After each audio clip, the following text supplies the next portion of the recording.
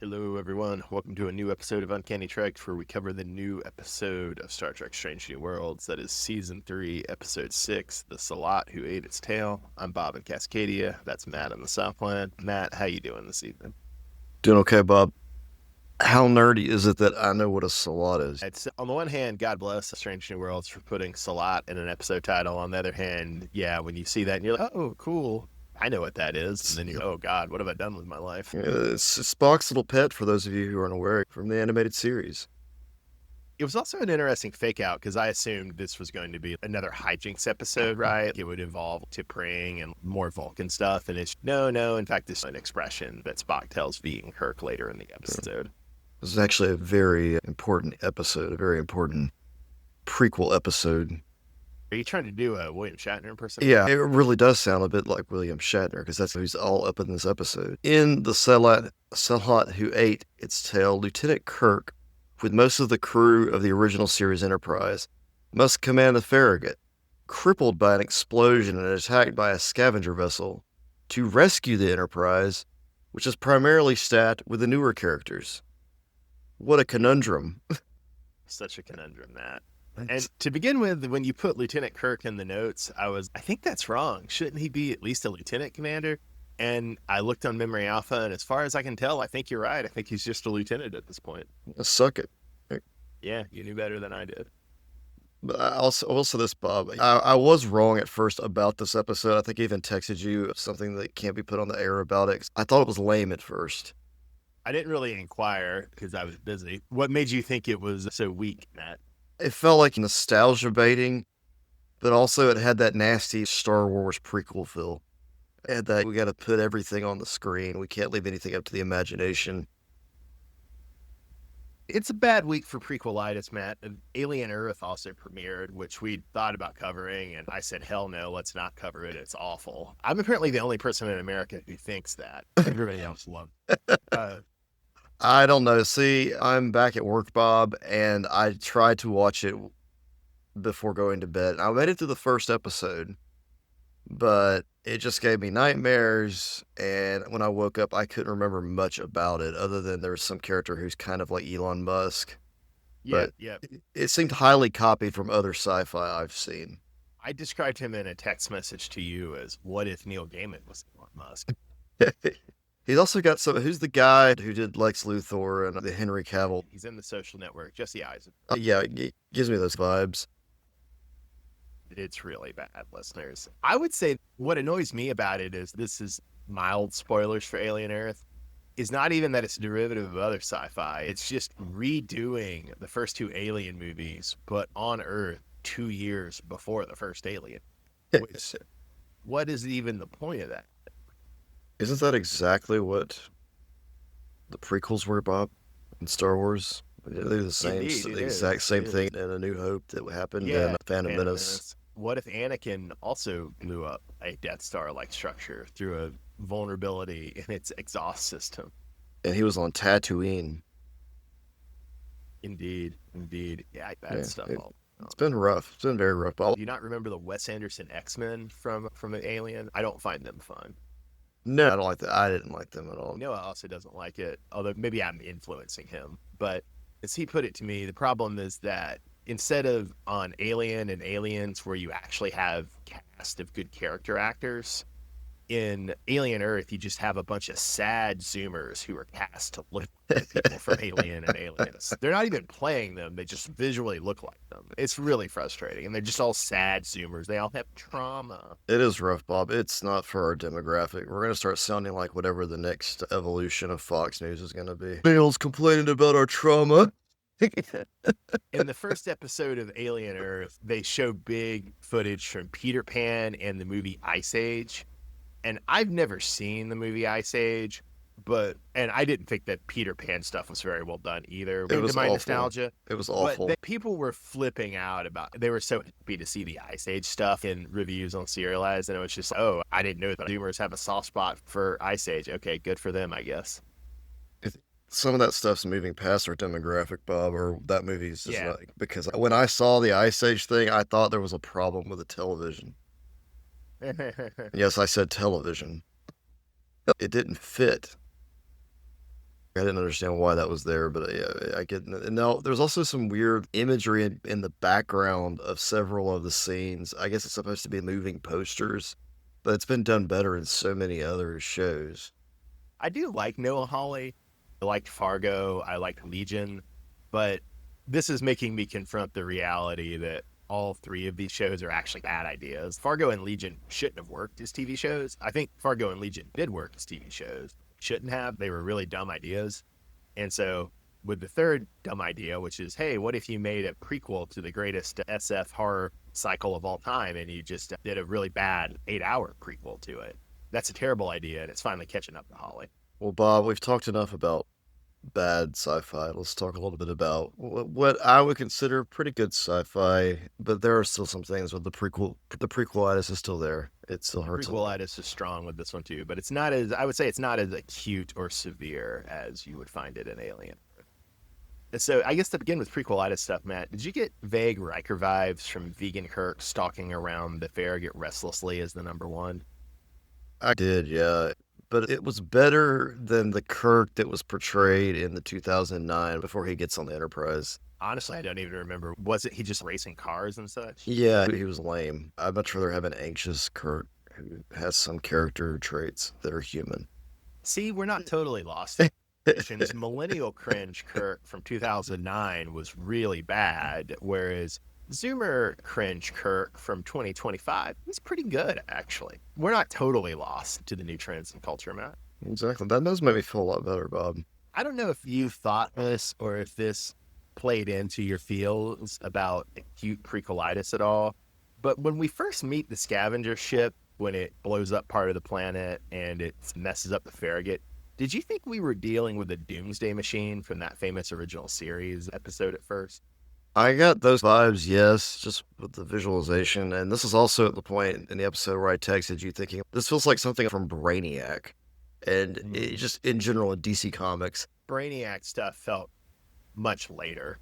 When you find out that they're actual scavengers, that's when it felt more like Brainiac to me. At this point, it felt like a weapon from the original series. You're talking about early on. There was a big portal type thing that's floating in the Yeah, sky. it's a bit. It shoots a big beam of energy. They keep calling it. What do they call it? The Destroyer of Worlds. Annihilator of world. They talk about it being a legend and roaming around. All of this made me think it was the Doomsday Machine at first. And I don't know. I think the intention of the episode was to say that I can't remember what the setup in the Doomsday Machine episode was. If there was indications that presumably this thing had been destroying planets before the Constellation and the Enterprise ran into it in that episode. Presumably there was some setup. I think maybe this episode wants you to think that the legends about this scavenger ship, this Brainiac-esque scavenger ship, and the legends about the Doomsday Machine have combined. When Leanne starts dropping off this legend about the Annihilator of Worlds, it was a little forced, I have to say.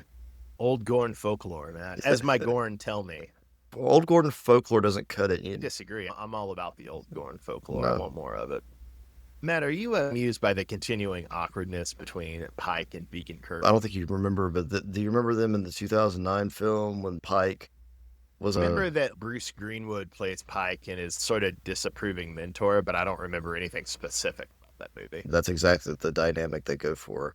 Whereas here, he's a mentor, but you also feel they're just two guys that are still both climbing the ladder. There's also the vague sense, and tell me if I'm overreading this, but when Pike had that experience in the season 1 finale of realizing he wasn't the right guy to be in charge of the Enterprise in the neutral zone incident, and Kirk was, you get this sense that okay, on the one hand, he wants to support Kirk, but on the other hand, he resents him. It's speaking about demographic anxiety, right? As you naturally would slightly resent anyone who's coming up behind you and is going to take your job. Right, yeah.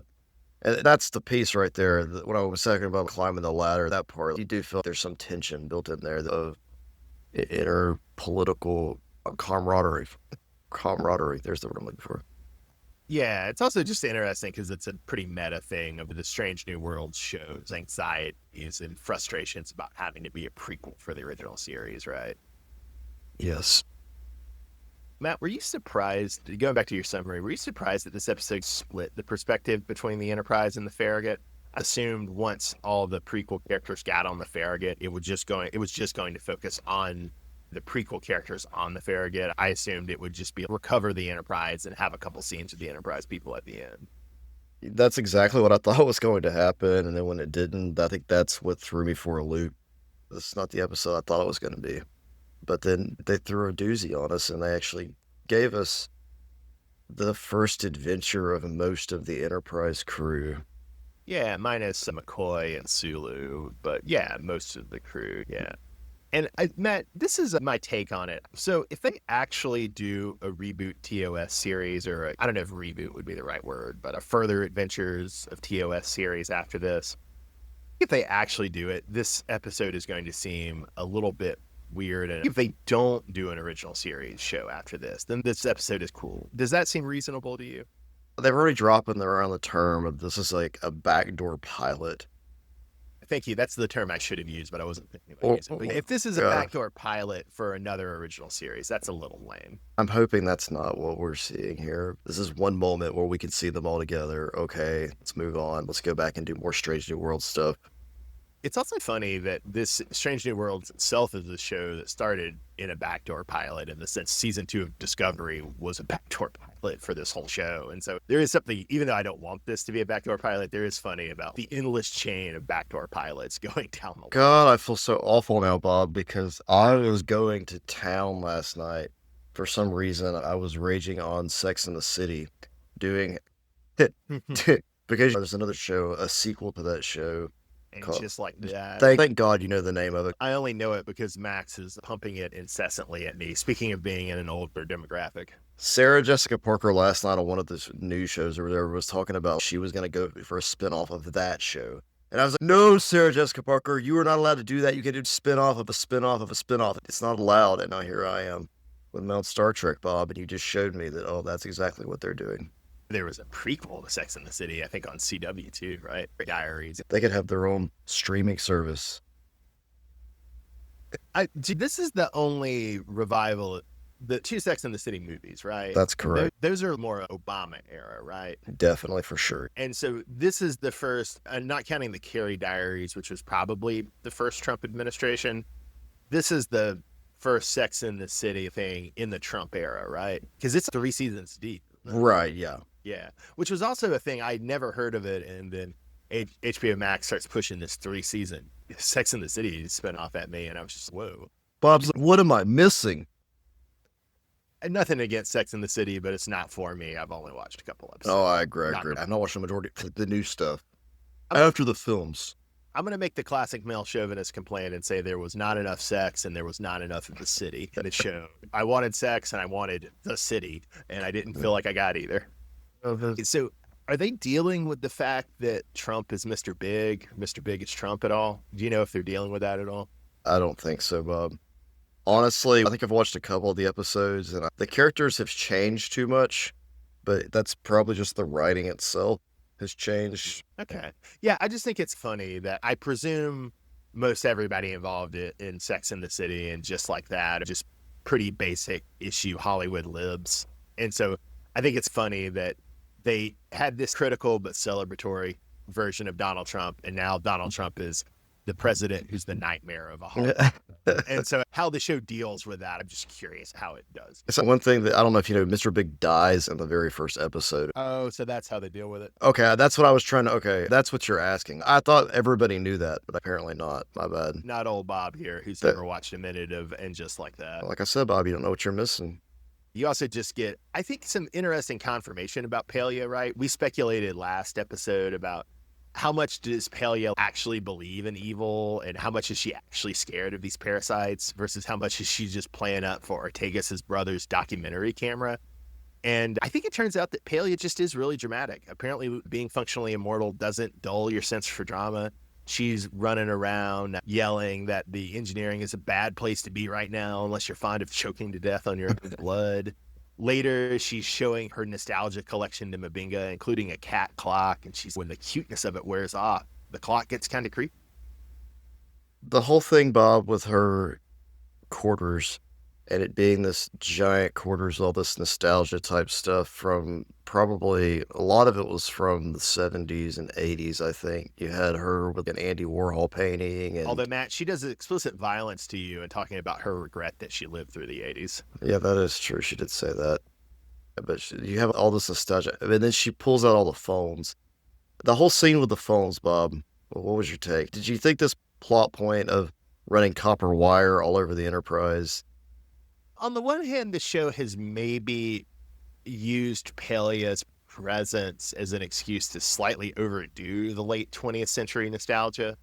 There was a little of that in the holodeck episode. I think there was a bit of that with some of Pelia's other monologues this season, and also with that her and Lon and that time travel episode last season. So on the one hand, maybe they're a little bit overdoing the late 20th century nostalgia. On the other hand, on a metatextual level, it is pretty funny that this is a prequel to a show made in the 60s. And so it's pretty funny that they keep pulling out 1960s S elements.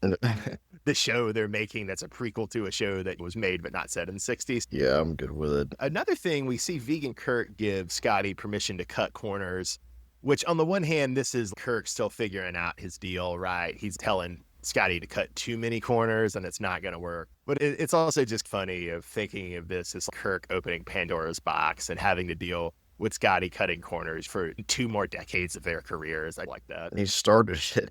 And to think that on the Farragut, like losing the nacelles, dropping nacelles on a ship like that, I thought it was cool. It was a very visually cool image. They're trying to save this pre-warp planet, what was it, Sullivan's planet, and they're, oh, because of the Prime Directive, we can't even warn them that they're about to be destroyed. And I'm just, man, I don't know. I generally think the Prime Directive is a fine rule in as far as it goes. Really, you can't tell a planet they're about to blow up. Like, come on. Like, they're going to blow up. The Prime Directive, even if you subscribe to this absolutist interpretation of the Prime Directive, definitionally, it's going to be fine because they're going to be blown up. The Prime Directive makes you much like the Watcher, Bob. As much as I love Jack Kirby and the Fantastic Four, man, I've always hated Utah the Watcher. Yeah. And so I think anything that reminds me of Utah the Watcher makes me sick. You are never to interfere. And just as we continue to run down things I appreciated, Scotty constantly insulting the Farragut to Vegan Kirk, also pretty great. Yeah. And we do get number one in Ortega's talking about all the power that is routed through their control consoles, which is a nice little joke about everybody's always, oh, why are all the consoles always exploding? Isn't that dangerous engineering? Did you catch the joysticks they were using from like Atari, the ones that Ortega's had? Yeah, and Benga. I didn't catch that. Number Matt, what if I got really angry and was like, no, Matt, that's a Star Trek Nemesis reference. I'd be fine with it. What did you think the prequel crew on the Farragut? We get Spock and Uhura siding with Vegan Kirk, and we get Scotty and Chapel kind of siding against Vegan Kirk. Did you have any thoughts about those dynamics? I say that's the thing. I keep going back when I kept seeing them all together. Chapel was ready to just relieve him of command. Correct, relieve him of command completely. But I didn't. Was it Uhura who steps in and said no? It's also a little funny. I'm not criticizing this, but as I remember from my recent watchings in the last decade of the original series, Uhura and Sulu, basically everybody who's not Scotty, McCoy, Spock is actually pretty replaceable in the original series. I say that with love. I love Uhura. I love Sulu, Uhura, and Chekhov. I'm really glad the movies make them so central. That's good. But they never feel very central at all in the original series. Does that make sense? It does make sense, because it wasn't until the films that I really caught on that was the truth. And then, okay, this is another thing too. All the books that came out afterwards. Oh, yeah, you're right. The books do a lot for that too. You've got Lulu on the cover, and I'm okay, so he's more of a character that's important, but really in the grand scheme of Trek, yeah, that's true. And so it's interesting. One thing this and the JJ movies have in common is that they're really trying to up Uhura's importance. And so in the JJ movies, that takes the form of having a weird love triangle of her, Spock, and Kirk that I don't love. But here, get more, she's the first one to befriend Kirk of the original series crew. And so it's she and Spock are the ones who believe in him. And that does set it up of, if they do the rebooted TOS, which I'm not over the moon about, but I will definitely watch and probably enjoy. I do like how it sets up her and Kirk's relationship in the show. We do get a little bit of subversion of the original series too, and this is super nerd stuff, but it's just very funny to me that on the bridge you have Uhura flying and Sulu spot. You have Scotty on tactical and navigation and Chekhov's spot. And then you have Chapel in what I think would be the engineering seat where Scotty would usually be. And that just really amused me visually to see all them in their Farragut bridge positions as opposed to what would be their original series bridge position. Yeah, that is true. And it messed me up a little bit because I wanted to see them where they're supposed to be, which they're not. McCoy and Scotty both sometimes sit on those back two chairs to Kirk's left. And I can't remember which one is which one. I can't remember if they sit in the same one or if they sit in different ones. And I can't remember which Scotty would sit in and which McCoy would sit in. So Chapel might actually be in the one McCoy rarely sits in the original series, but I'm not sure about that. Did you catch it that there was one guy who looked like Sulu? You know, it made you think that they were going to try to usher him in somehow. Oh, no, I didn't catch that. Oh, That's man. funny. Okay, yeah. It threw me for a loop. I assume that by the last season, we're going to have McCoy and Sulu and maybe Chekhov. I assume that on the one hand, that doesn't sound promising, but on the other hand, if any show could pull it off, it would be this show. We're one step closer to a possible Babylon 5 reboot. So we can have whoever plays Chekhov can then play Besser.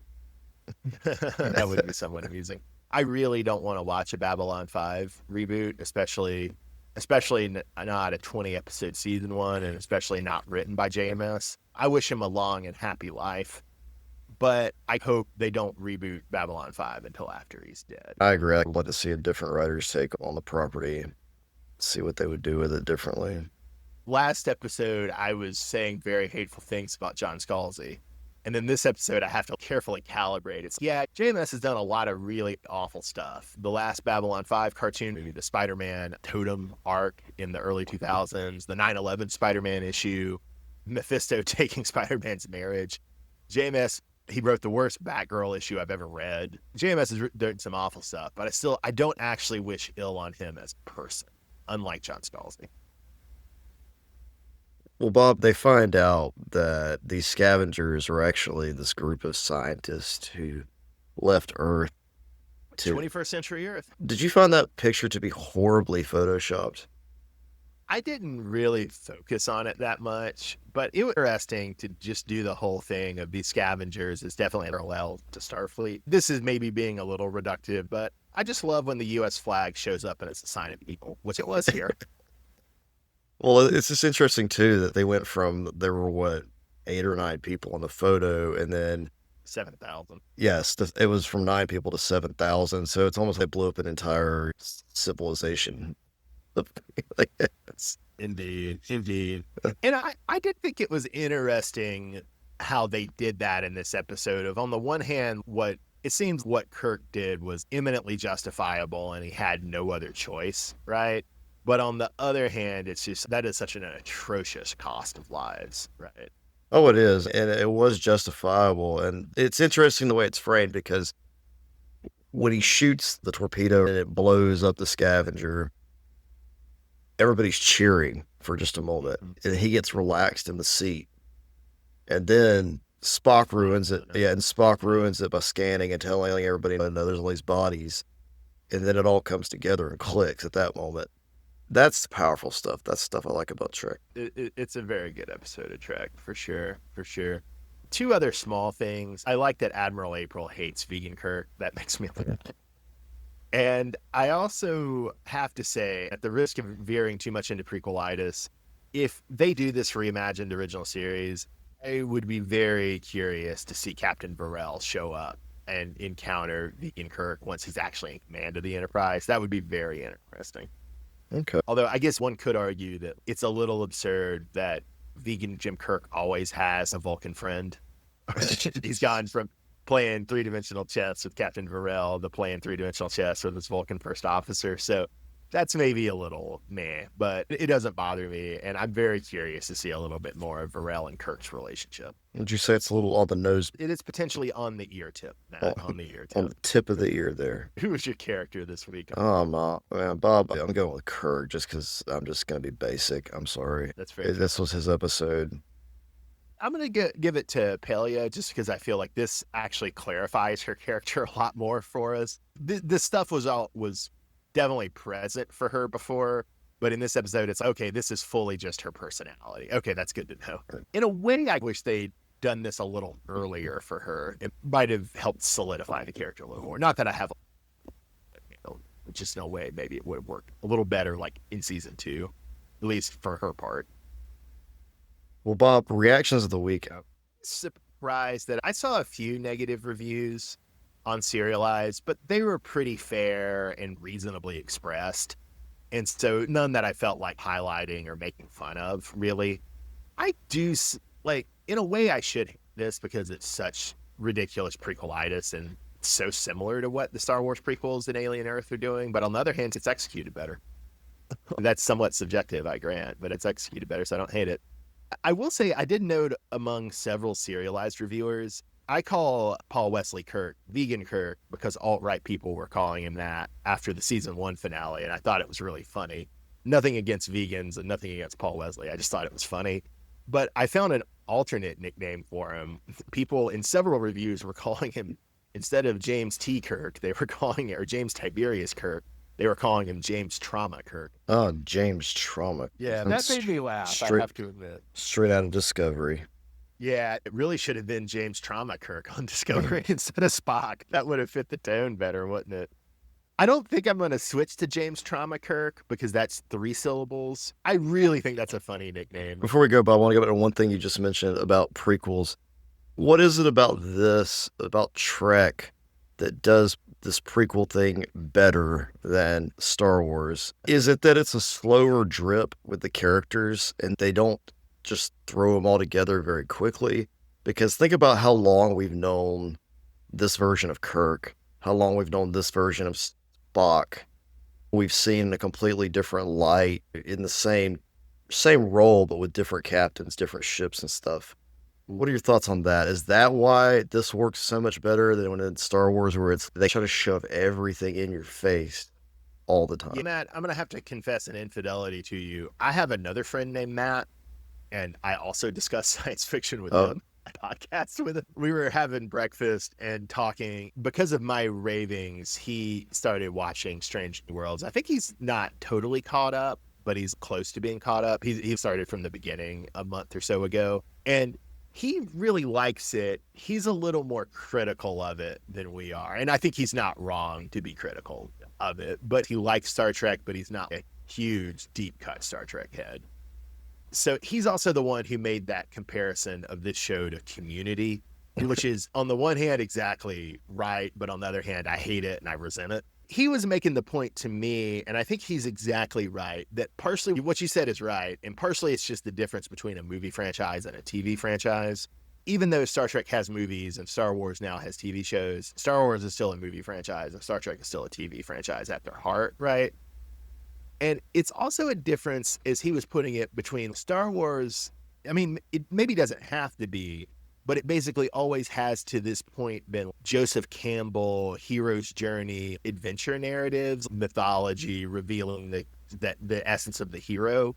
Whereas Star Trek is a workplace drama, man. It's the cop show, or it's the legal show. It's a bunch of professionals who are dealing with a problem, and next week they'll deal with another problem. The movie television piece is huge because you're thinking about just the number of hours of actual footage of the characters doing stuff. There's way more with TV when you had so many episodes a season.